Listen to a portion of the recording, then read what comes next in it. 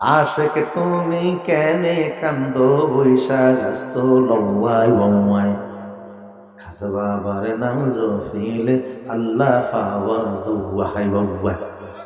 আচ্ছা এইটা কি এই ওয়াই না করলে চলে না? কথা বলে না আছে না নাই?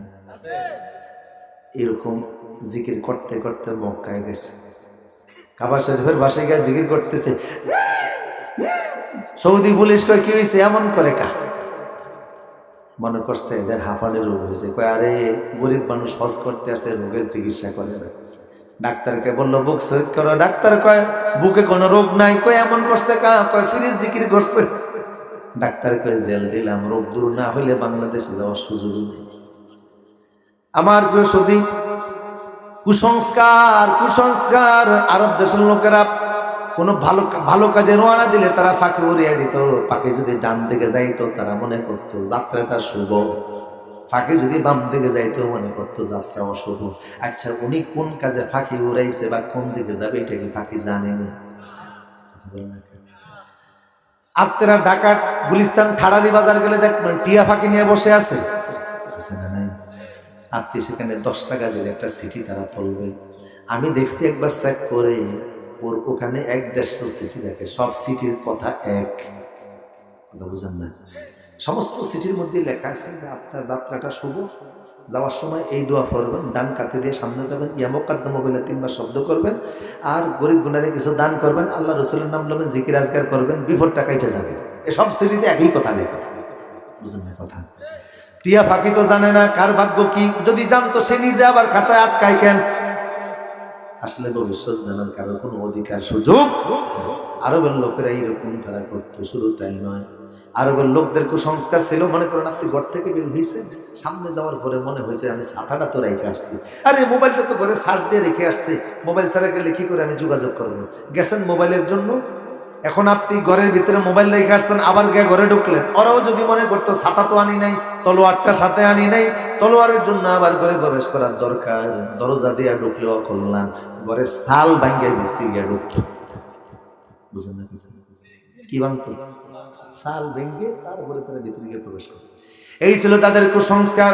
আপনারা মুচকি হাসবেন না, আমাদের সমাজেও কিছু কুসংস্কার আছে না নাই? দোকানদার বলে সকালবেলা বাকি দিলে সারাদিন ফাঁকি যায়, আছে না নাই? জমজ কলা খাইলে টুইন বেবি হবে। আচ্ছা হইলো অসুবিধা কি? 2 বছরের ঝামেলা 1 বছরে শেষ। কথা বল না কা? আবার পরীক্ষার আগে দিয়ে ডিম খেয়ে গেলে পরীক্ষায় মোল্লা পাওয়া যাবে, এমন কুসংস্কার আছে না নাই? আমার প্রিয় সতী, আবার দাঁত পড়ে গেলে গলার ভিতরে কাটা আটকাইলে কয় তুই বিড়ালের সাথে বেয়াদবি করছিস, বিড়ালের হক খাইলি কেমন, পার ভিতরে গিয়ে দৌড়, বিড়ালের পায়ে ধরে কয় ভাই আপনার হক আমি খেয়ে ফেলছি, মাফ করে দেন। আচ্ছা কাটা আটকাইছে, বিড়াল তো জানেও না। আর আমার দেশের বিড়ালগুলি এখন কিন্তু অনেক আধুনিক হয়ে গেছে, এই দেশের কুত্তাগুলি এখন আধুনিক হয়ে গেছে। আগের রাস্তার পাশে কুকুরগুলি শুয়ে থাকতো, গাড়ির আওয়াজ পেলেও রাস্তা ছেড়ে দিত, এখন আর যায় না। এখনকার আপনার গাড়ির দাম আছে 2 কোটি টাকা, তা আমার অসুবিধা কি? আমার জায়গায় আমি শুয়ে রয়েছি। কথা বলেন না আমার প্রিয় সুধী, কুসংস্কার আমাদের সমাজের ভিতরে রন্ধ্রে রন্ধ্রে আছে। এই কুসংস্কারের কারণে অনেক সময় ঈমান আমলের ভিতরে টান দেয়। কথা বলেন ঠিক কিনা? ইসলামের কুসংস্কার পছন্দ করেন আরবের লোকেরা, এতে জর্জরিত ছিল। চুরি ডাকাতি মাস্তানি তাদের নিত্য নৈমিত্তিক ব্যাপার ছিল। ওদের সমাজে চুরি করে যে ভালো করত, বছরের শেষে তারা পুরস্কার প্রদান করত। বছরের শেষে তারা পুরস্কার দিত, তুমি এই বছর ভালো চুরি করছো, ভালো ডাকাতি করতে পেরেছ। এমন এক অন্ধকার সমাজ আল্লাহ রসুলকে পাঠিয়ে দিয়ে বলেন নবী হে সমাজটা ঠিক করে দেন। রসুল সমাজ ঠিক করতে বেশি সময় নেন নাই, মাত্র 23 বছর। 23টা বছরের রসুলের সমাজটাকে এমন পরিবর্তন করে দিলেন যে মানুষগুলো কয়েকদিন আগে ছিল জাহান্নামী, এখন তারা জান্নাতি। এখন তাদের প্রশংসা কোরআনের আয়াত নাজিল হয় রাদিয়াল্লাহু আনহুম ওয়া রাদু আন। আল্লাহু আকবার। এখন আল্লাহ বলে নবী হে এদের প্রতি আমি আল্লাহ খুশি। আবার কোরআন বলে নবী হে এদেরকে আপনি চিনবেন, এদের কপালের ভিতরে সিজদার চিহ্ন আছে না নাই? ওয়াসাবিকুনা সাবিকুন, হে নবী দুনিয়া সব উম্মতের আগে আপনার উম্মতি জান্নাতে সবার আগে প্রবেশ করবে। আপনার উম্মত সবার আগে জান্নাতে ঢুকবে, আপনার উম্মতের হাতে সবার আগে আমি ডান হাতে আমলনামা দিব। শুধু তাই নয়, অন্য নবীদের উম্মতের বেলায় আপনার উম্মত সাক্ষী হয়ে যাবে। ঈসা নবী হাসরের মাঠে দাঁড়াবেন, মুসা নবী দাঁড়াবেন, নূহ নবী দাঁড়াবেন। মনোযোগ আছে? নূহ নবী বলবে, আল্লাহ আমি কিন্তু আমার কাজ করছি, 950 বছর আমি দাওয়াত দিয়েছি। উম্মতকে ডেকে আল্লাহ বললেন, কিরে উম্মতেরা, নূহ নাকি তোদেরকে 950 বছর দাওয়াত দিয়েছে? দাওয়াত দিছেনি আসলে? নবী দাওয়াত দিছে? উম্মত অস্বীকার করবে না, আমরা কোনো দাওয়াত পাই নাই। যেহেতু আমরা দাওয়াত পাই নাই, আপনি আমাদেরকে জাহান্নাম দেওয়ার অধিকার রাখেন না। আল্লাহ বলবেন, দাওয়াত তো দিয়েছি। নূহ নবী বলল, তো দাওয়াত দিছে। নূহ তখন আল্লাহ বলবেন, নূহ রে, তুমি যে দাওয়াত দিয়েছো তোমার কোনো প্রমাণ আছে নাকি? তখন নূহ নবী বলবেন, আল্লাহ আমি যে দাওয়াত দিয়েছি আমার প্রমাণ আছে। তোমার সাক্ষী কারা? তুমি যে দাওয়াত দিয়েছো সাক্ষী কারা? নূহ নবী বলবেন, আল্লাহ উম্মত মুহাম্মদ হলো আমার সাক্ষী। তখন নূহ নবীর উম্মতেরা আপিল বিভাগে আবেদন করে বলবে, আল্লাহ এমন সাক্ষী আমরা মানি না। কারণ যেই যুগে মোহাম্মদের উম্মত দুনিয়াতে আসছে সেই যুগে তো আমরা ছিলাম না, আমরা অনেক আগের মানুষ। আমাদের সমাজে ওরা ছিল না, আমাদেরকে তারা দেখে নাই মানে আমাদেরকে দাওয়াত দেয় নাই। ওরা যেহেতু আমাদের সময় ছিল না, তার মানে আমাদেরকে দেখে নাই। না দেখা সাক্ষী আমরা মানি না। কাজে নূহ আমাদেরকে দাওয়াত দেয় নাই, বুঝলেন না কথা? মুহাম্মদ সাল্লাল্লাহু আলাইহি ওয়াসাল্লামের উম্মতের সাক্ষী আমরা মানি না, কারণ ওরা তো আমাদেরকে দেখেই না। আল্লাহ তখন বলবেন, ও মুহাম্মদের উম্মতেরা, তোমরা তো নূহুর জামানা দেখো নাই, তোমরা না দেখে কিভাবে সাক্ষী দিচ্ছ? আমরা তখন বলবো, আল্লাহ যদি আমরা দেখি নাই, তবে আমরা কোরআনের মাধ্যমে পাইছি যে নূহ নবী দাওয়াত দিয়েছে। ইন্না আরসালনা নূহান ইলা কওমিহি, নূহ নবী দাওয়াত দিয়েছে, আমরা কোরআনে পাইছি। যেহেতু কোরআনে পাইছি, কোরআন থেকে পাই আমরা বলতেছি, তাইলে আমাদের কথা নয়, কোরআনের কথা। তাই কোরআন যদি সত্য হয়, তাইলে কোরআন তো নিজে নিজে কোনো কালাম না, কোরআন হলো তোমার কালাম। তাইলে তুমি যেহেতু সত্য, তাইলে কোরআনও সত্য। আর কোরআন যেহেতু সত্য, আমাদের সাক্ষীটাও সত্য। তখন আল্লাহ বলবেন, হ্যাঁ আমি সত্য, আমার কোরআনও সত্য, তোমাদের সাক্ষীও সত্য। নূহ দাওয়াত দিয়েছে, আমি আল্লাহ মেনে নিলাম। তাইলে অন্য উম্মতের বেলায় আমাদের সাক্ষীর দরকার আছে না নাই? এত দামি উম্মত রাসূল 23 বছরে বানালেন। আল্লাহু আকবার। হুজুর বলেন, শুনো উম্মত, তোমাদের জন্য আমি এতটুকুন করে গেলাম। আমার উম্মতের 490 কোটি লোক। কত কোটি?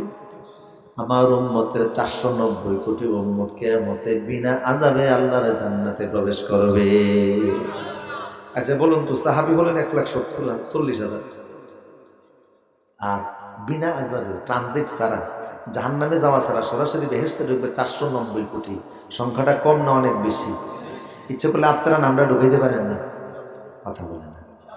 সাহাবী তো চলে গেলেন, ওনাদের মধ্যে আমরা হইতে পারবো না। ওনারা তো মাত্র 1,40,000, বাকি তো বিশাল বড় সংখ্যা। 490 কোটি উম্মত বিনা আযাবে বেহেশতে ঢুকবে, বিনা আযাবে। আযাব লাগবেই না, আযাব টাচও করবে না। কবর থেকে উঠা মাত্র দেখবে জান্নাতের গাড়ি, গাড়িতে উঠবে আর সে নিচে গিয়ে চেয়ারে বসে যাবে। সেখান থেকে হাসরের মাঠ মাত্র 2 মিনিটের সময় পার করে তারা সরাসরি আল্লাহর বেহেশতে গিয়ে প্রবেশ করবে। এমন সংখ্যা কত? 490 কোটি। বলেন 490 কোটি। তো 100 টাকা যে যদি আপনার এরকম 100টা নেন, তাইলে কত হয়? 10,000। আবার 100 লাখে 1 কোটি, 100 লাখে 1 কোটি, এরকম 400 কোটি, 490 কোটি। কত বিশাল একটা সংখ্যা। যদি ঠিক মতো ঈমান আমলটা যদি ঠিক থাকে, আগুনও শরীরে লাগবে না, বিনা হিসেবে আল্লাহর বেহেশতে। শুধু ঈমান আর আমলটা ঠিক করে যাও, পারা যাবে না ইনশাআল্লাহ। তাইলে রাসূল এমন সমাজ পাইলেন, 23 বছরে পরিবর্তন করে দিলেন। এখন সেই সমাজে চুরি নেই, ডাকাতি নেই, মাস্তানি নেই। মহিলারা রাত্রিবেলা আসে, দিনের বেলায় আসে, কেউ কারোর দিকে তাকায়ও না। রাসূলের দেশে এখন চুরি নাই, সুবহানাল্লাহ বলবেন না? 42 বছর রাসূলের দেশে কোনো চুরি ছিল না। কত বছর? 42 বছরে গোটা আরবে একটা চুরির ঘটনা ঘটে নাই। অথচ আমাদের দেশে নিত্য নৈমিত্তিক চুরি আছে না নাই? চুরি করতে করতে এমন করছে, ফিওনে কয় আমি মাত্র 400 কোটি টাকার মালিক। কত? মাত্র। আর একজন বলে আমার তেমন কিছু নাই, সামান্য কিছু। এই 2-4 পয়সা জমে আর মাত্র লন্ডনে 350 বাড়ি বানাইছে। আরে কিচ্ছু নাই, মাসুম মানুষ, একেবারে নিষ্পাপ বেগুনা মাসুম। উনি এই সামান্য ব্যাংকে 2-1 টাকা করে জমাইয়া লন্ডনে কত বারের মালিক, 350 বারের মালিক হয়ে গেছে। চুরির টাকা জমায় এত কিছু করেছো, চুরির টাকা জমায় এত কিছু করেছো। এই দেশে যদি আল্লাহর হাত কাটার আইন থাকতো, বহু ভিআইপির হাত সাথে থাকতো না, চেহারা দেখাইতে পারত না, হাত কাটা হয়ে যাইতো, ঠিক কিনা বলেন? এই জন্য কোরআনের আইনের বিরোধিতা এই দেশের সাধারণ মানুষ করে না। যারা চুরি করতে পারবে না তারাই আল্লাহর আইন প্রতিষ্ঠা করে বিরোধিতা করে। বিশ্বনবীর দেশের ভিতরে চুরি নাই, ডাকাতি নাই, শুধু অবাক করার বিষয় রসুলের দেশে জেলখানাও নাই। আজকের বিশ্বের এমন কোন দেশ নাই যে এই দেশে জেলখানা নাই? কথা কোন না কেন? পৃথিবীর সব দেশে জেলখানা আছে না নাই? কিন্তু রসুলের দেশে জেলখানা নাই, তার মানে আসামি নাই, জেলখানার কোনো দরকার। এমন দেশ রসুল গঠন করলেন কি দিয়ে বলুন তো? মাশাআল্লাহ, এই তো বুঝছেন।